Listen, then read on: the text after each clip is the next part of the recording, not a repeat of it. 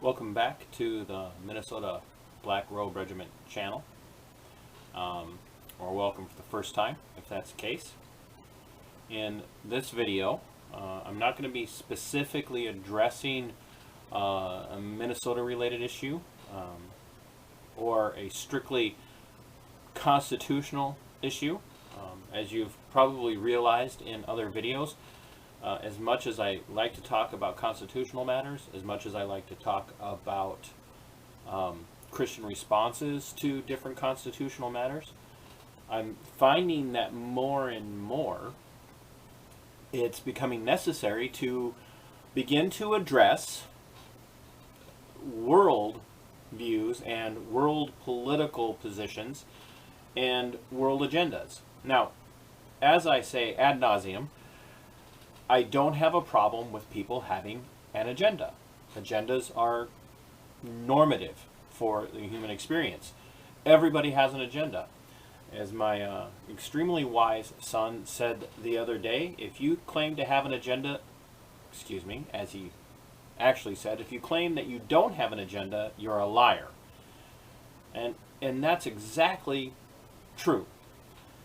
The problem is, as I see it, especially here in the United States, the people that are most honest about having an agenda are the people who tend to view truth as a objective fact, and also tend to hold to truth as being so powerfully important that they would rather admit their agenda, even if it alienates people, than to ever deny that they have an agenda in hopes of winning people. The people who deny that they have an agenda tend to come from the left or from a Marxist or progressive position, claiming that they don't have an agenda, that they're trying to make the world a better place, and so that's what's on their mind. Well, that's an agenda. The problem is that when they make those claims, they're really hiding the depth of just how nefarious their particular agenda may be. Now, I'm not going to use the word agenda any more than I have to it from this point forward in this video. So, what I want to talk about is a recent report from, or statement from, the head of the World Health Organization, in which he linked COVID-19 to global climate change, man-made climate change, and specifically stated that what we need to do with our responses to COVID-19 is to learn how to shape culture through our responses to COVID-19 so as to change man-made climate change. Now, I'm paraphrasing a very long, I shouldn't say very long, but a longish statement that he made officially on, let's see, what date did they give for this? 21st of August, so just a little over a month ago. And I sat on this a while to see if many people would talk about it, and unfortunately they haven't. They haven't really talked about this. Here's one of the taglines from this statement. COVID-19 is a once-in-a-century health crisis, but it also gives us a once-in-a-century opportunity to shape the world our children will inherit, the world we want. Catch that? COVID-19 is a once-in-a-century health crisis, but it also gives us a chance, or a once-in-a-century opportunity, to shape the world our children will inherit, the world we want. He cites different initiatives in different nations around the world.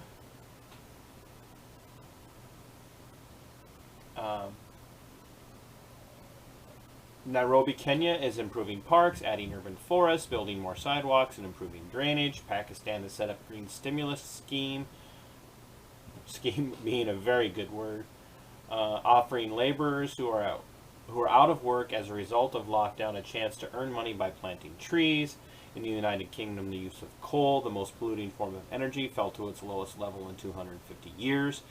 I would challenge the idea that coal is the most polluting form of energy.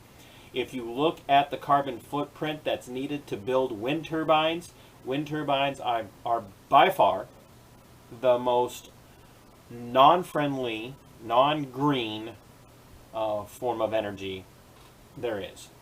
Period. End of story. Not to mention the fact that they're ugly eyesores that need maintaining, and they have a tendency to blow up. Spain is becoming one of the world's first decarbonizing nations, with 7 of the country's 15 coal-fired power stations recently closed. Portugal has announced it will become coal-free by next year. Chile has committed to reducing air pollution and black carbon. Great cities such as Paris have committed to becoming 15-minute cities, where every service can be easily reached by foot or bike, reducing air pollution and climate change. Hardship is always an opportunity to learn and grow and change. So in here we see the director of the World Health Organization linking COVID-19 and other viral outbreaks to man-made climate change, and insisting that man is changing the climate by his actions and by his lack of concern and care. And so therefore what we have to do is we have to control people.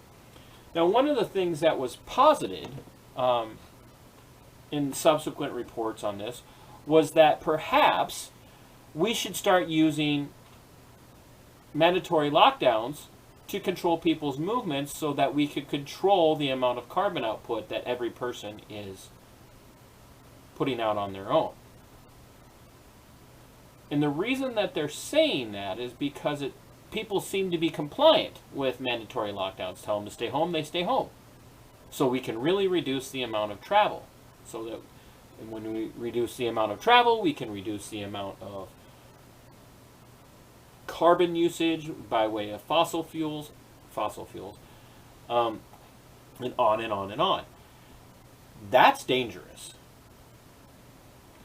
And as I've been saying from the outset of this, especially here in Minnesota, what we're seeing is a push to change culture, to change society, at the very fabric of what we do and how we live.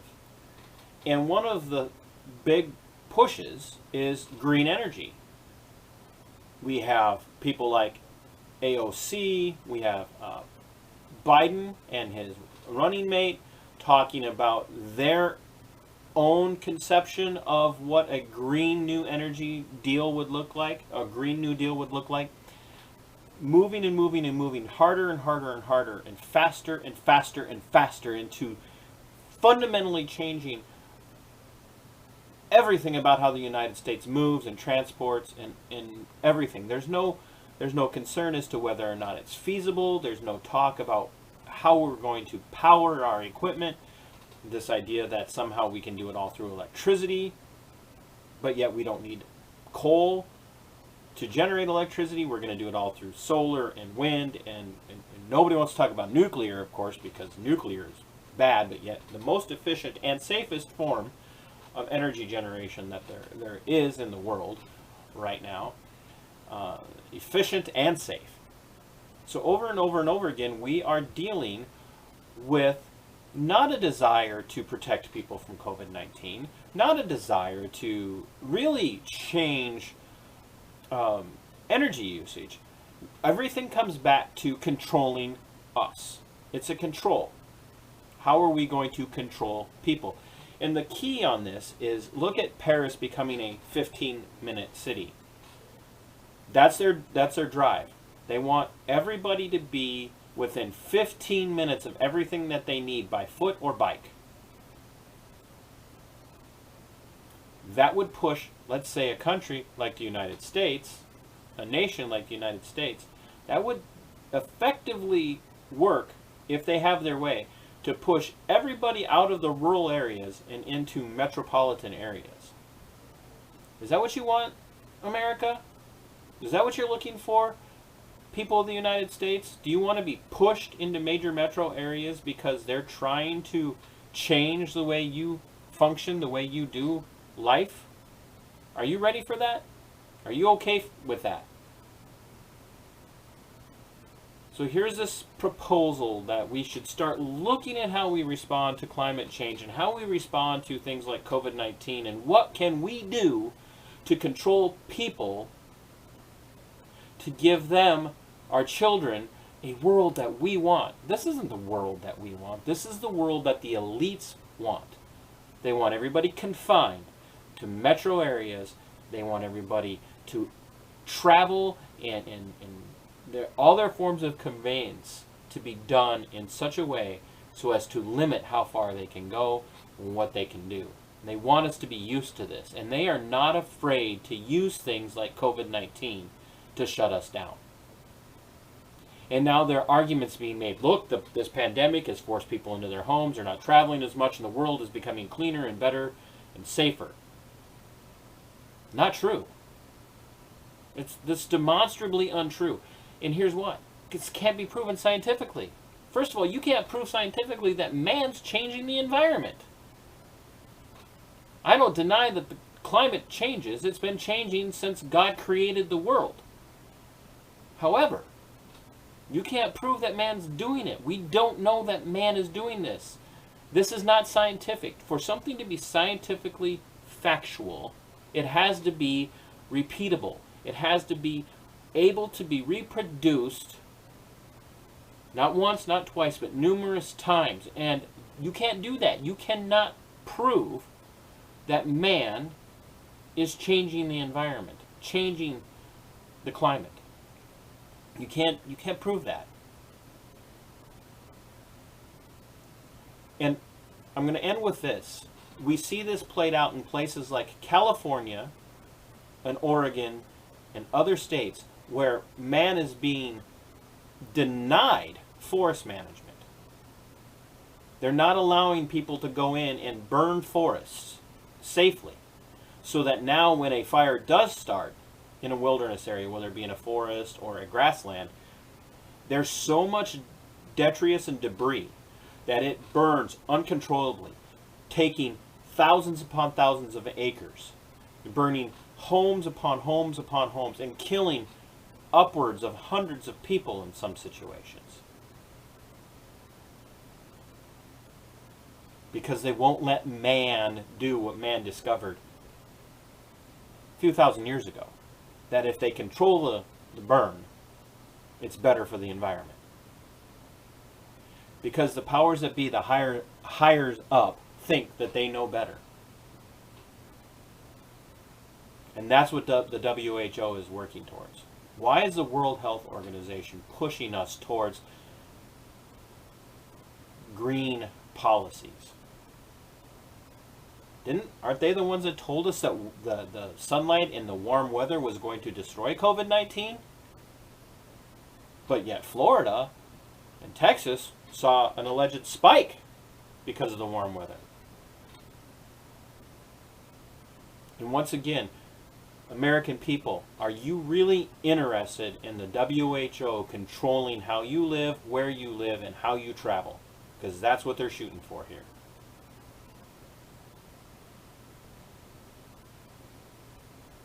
Do not let tyrants from outside agencies come into the United States and set policy for us. We need to fight this while we can.